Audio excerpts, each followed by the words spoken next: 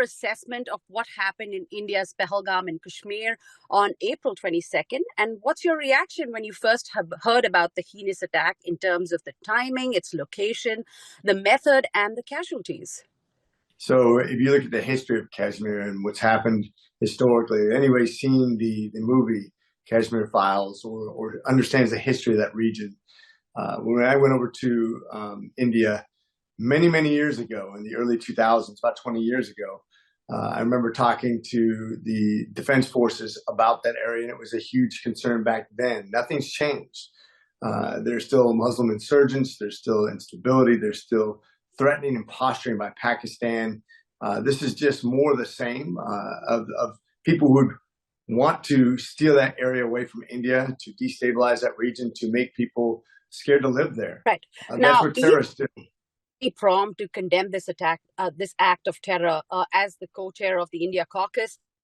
Plan have you co-written in to address or respond to this attack, and what steps do you believe should be taken, and your take on the imminent action from India's side going forward? So what I'm concerned about is escalations between two major powers. I mean, you have two nuclear powers involved. You have two major religions involved. You have people that are trapped between. The president's already taken a hard stance against this sort of violence. It's terrorism. We can't call it anything else. If Pakistan doesn't condemn it, that tells us where they're at. Pakistan, the government of Pakistan should be condemning that sort of violence. We should be looking to them to make a hard statement that is wrong. We don't ever accept that sort of violence against innocent people. Instead, what we're seeing is movements of military might towards the border. That's not a good sign. Right. Now, in the letter, you did stress about U.S.-India intelligence sharing. You've written that you've addressed that to the State Department. Do you believe that U.S.-India security cooperation is much needed at this point in light of these events? I think when it comes to fundamental terrorism, wherever it's in the world, we should be helping people avoid it. Our common enemy are those people who would do harm to innocent people. That's anywhere in the world, but in India, of course, a burgeoning ally, somebody who's economically tied to us, somebody who is now militarily tied to us, somebody who looks over a region and is in the proximity of China and Taiwan, and a region that's strategically important to us. I think it's extra important to make sure that we are sharing intelligence that doesn't compromise either nation, but actually enhances the security of India as well as the United States simultaneously.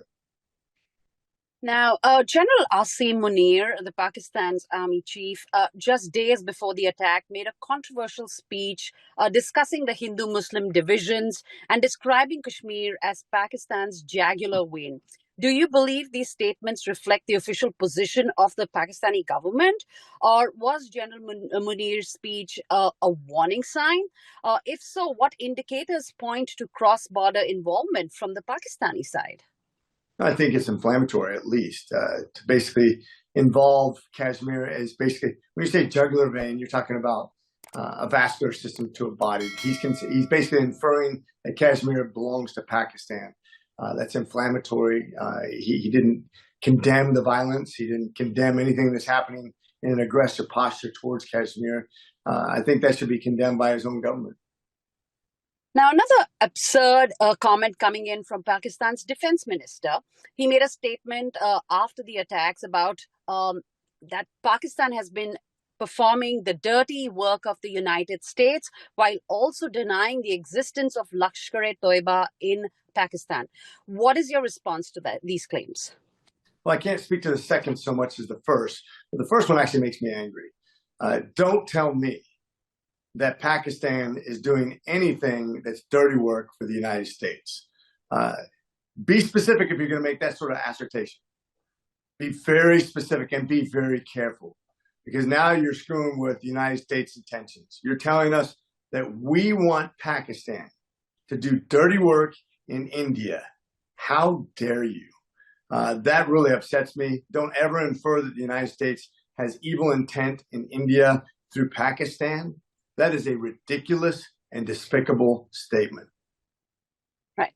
Now, speaking about Lashkar-e-Toiba, there are intelligence reports suggesting that the Lashkar-e-Toiba and Hamas have been in contact over the last few weeks and months.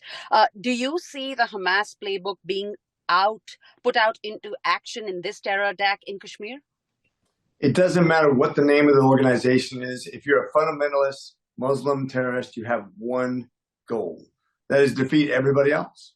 And it's not even fair to your thought here on what's true and what's not true. I hate to make assumptions. Time does tell the story. If you have a government that's trying to work closely with the United States, I don't want to push Pakistan in the arms of China. I think that would be really bad for India, for the United States, and for world peace, for a proper economy based on legitimate societies actually competing fairly. So I want to be careful not to alienate Pakistan. I think it would be wise for India not to alienate Pakistan or make any assumptions. But we need to encourage peaceful behavior. We need to encourage de-escalation. We need to encourage the fact that we can actually solve this by everybody uniting against a common enemy, which is violent terrorism. Right. Just like the attacks in Israel, the attack in India, in Kashmir, does that give India the right to defend itself against terror? It doesn't matter what it is. Every country has the right to defend themselves against terrorists. You remember when the United States was attacked? We actually went into Pakistan to take out somebody very bad because we didn't trust that anybody else could do it the way we could. Now, we happen to be the world preeminent power, and we used that might to do something that we thought was a legitimate threat to the United States. I think India has to be very careful. I don't think we want to cross borders and cause something that would escalate in peer relationships of two nuclear powers. But when it comes to defending yourself inside your own borders, of course, India has every right to do everything they can to secure their nation, their country, their territory, and their people against something that is evil and violent. World leaders, including President Trump, was one of the first to condemn these attacks. How do you think President Trump should balance relationships with both Pakistan and India, given the ongoing tensions between the two nuclear powers? I think, first of all, he says, and this is just my assumption, is he's talking to Pakistan and their leaders. And realize we have a lot going on here in the United States right now, where our budget is far from done. We have a lot of division inside and outside of our parties. We have a lot to get done, so he's pretty busy. But I'm sure he's in contact with both leaders. I know he's very close to Prime Minister Modi, and I know he has a good relationship with Pakistan's leaders. And I think when he reaches out, he should be encouraging peaceful thought, not escalation. He should be talking about everybody condemning terrorism, which he did himself. And I think this gives Pakistan the ability right now to, instead of escalating and rattling their saber and blaming things on the United States, it gives them the opportunity to say, no, we too stand against terrorism. We don't believe in that.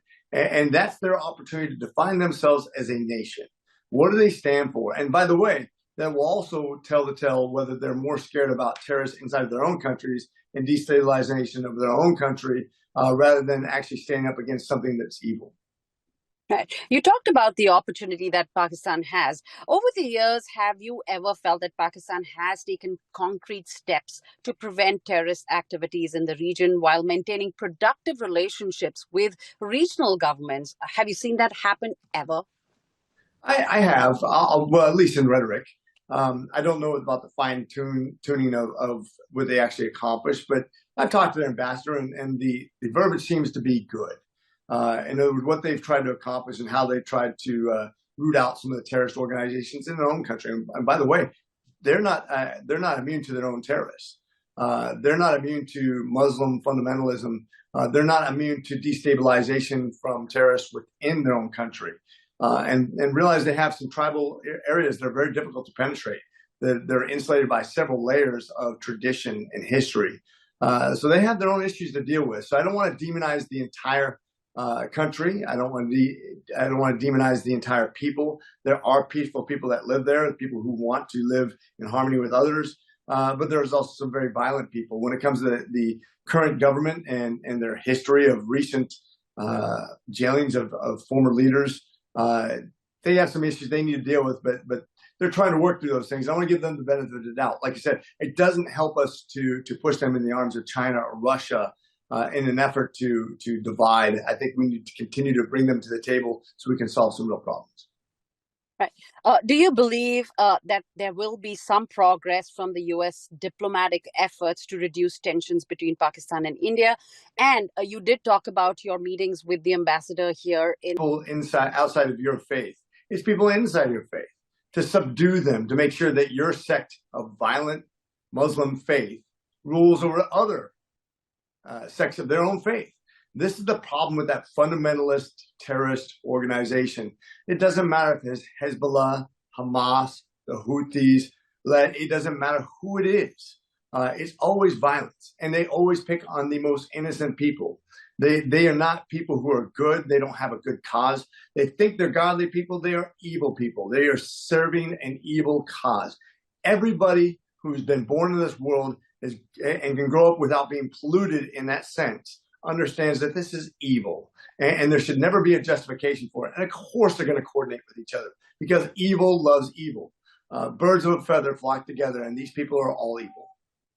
Right.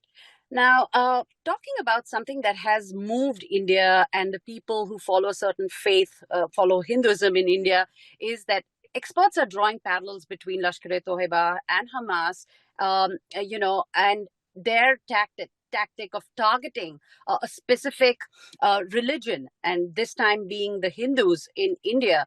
How do you react to that?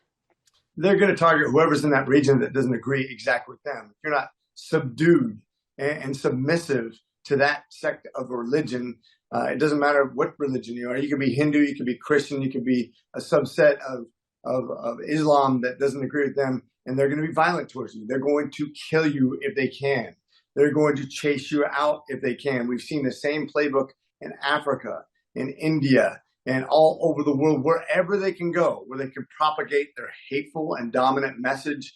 They're going to do that. And they're going to coordinate with whoever will give them arms. And this is why I say Iran is a major problem, because they harbor the worst of them, and they supply weapons to these folks. Iran is an evil regime that wants to undermine all legitimate governments unless you agree with their subset of Muslim identity. And this is the big problem we face, is that these people are well-funded and well-armed and well-organized, and it starts with basically a theocracy that hates all others. Now, you've seen South Asia for years and decades now. How do you view the regional implications of this attack? What happens next? That's the question. What happens next? That will affect how I view this, because Pakistan has a big choice to make. Are they going to mass their troops to the border and pretend like it's somehow India's fault for reacting to a terrorist attack? Or are they going to say, that should have never happened? How can we help? That will tell us exactly where they're coming from, what their intentions are, what kind of country they are, and how they define themselves going forward. Do you want to be associated with a terrorist cell, or do you want to be associated with a legitimate government that's looking for peaceful solutions between two nuclear powers? Now, could this attack's timing relate to Pakistan's recent removal from the FATF grey list? Do you see any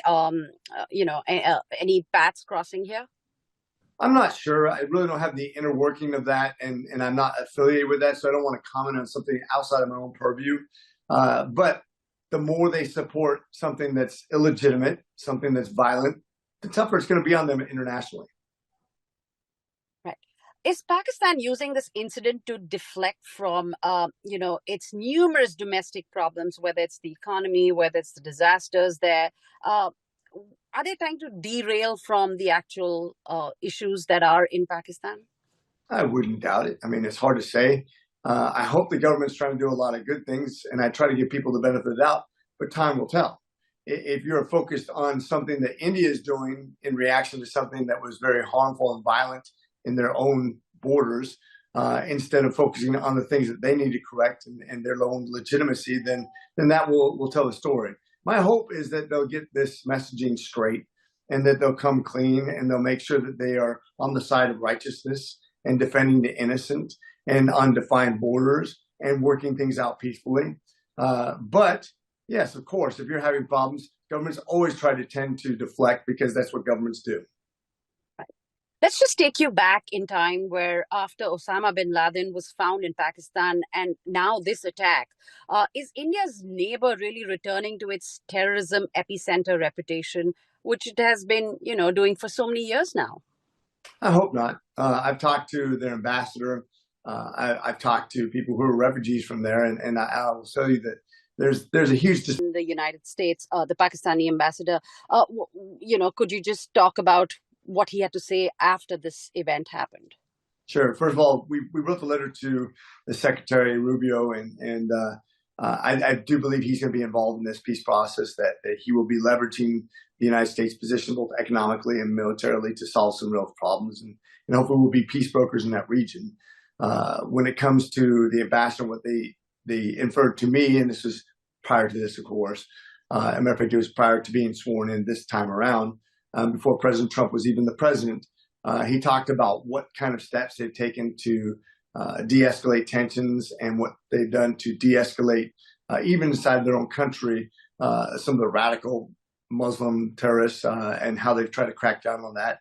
It is a challenging thing for them, because some people, whenever you start to crack down on that, of course, you're going to have people who get angry about it because they're going to think that you're actually turning on your own religion. So they have to be very careful and tread that lightly, but at the same time, they have to take a hard stance against anybody who would do harm to innocent people. And they seem to say the right thing. So I'm hoping that over time they'll get a better control of that sort of those sort of cells that exist in Pakistan historically. I hope they'll do a good job working with the United States, who traditionally we had a pretty good working relationship with them, but they've had a lot of leadership turnover, and time will tell where they're going to go with this. And I think if they start going the wrong way, I think that's when the Secretary of State should really lean on them to do the right things to correct course. All right. Your closing remarks. I think it's really, everybody understands why I'm involved in the India Caucus, why I'm co-chair, why India is so important to us as a rising power. In the near future, they'll be the third largest economy in the world, and they'll be growing faster than any other of the large countries in the nation when it comes to an economy. Prime Minister Modi has done a very good job of keeping pace economically, while at the same time expanding the relationships with very important people. I think that they need to be careful about buying Russian oil. I don't think that's a good thing. I'm going to speak very strongly about this because it funds a war against Ukraine. Plain and simple. I'm not going to thank you for that. I'm going to condemn that. I'm going to condemn Europe for buying the oil back. But by and large, we need a strong relationship with Prime Minister Modi, with India, with his people. We have a large Indian constituency that's very successful in the United States, which is only going to continue to grow. As you know, we have 14% Indian diaspora in my district. My son is now engaged to somebody from the diaspora, and really excited to carry on those relationships that I think is going to be essential to stabilizing that region, to Taiwan, to Pakistan, to China. India is 1.47 billion people that will have extreme economic impact on that region, will affect the future technologies, our space exploration, our military expansion, all the things we need to do to keep peace through strength in that region. So I continue to push for those things that make sense, not to ramp up the rhetoric, but to actually ramp up great relationships that benefit all of us into the future.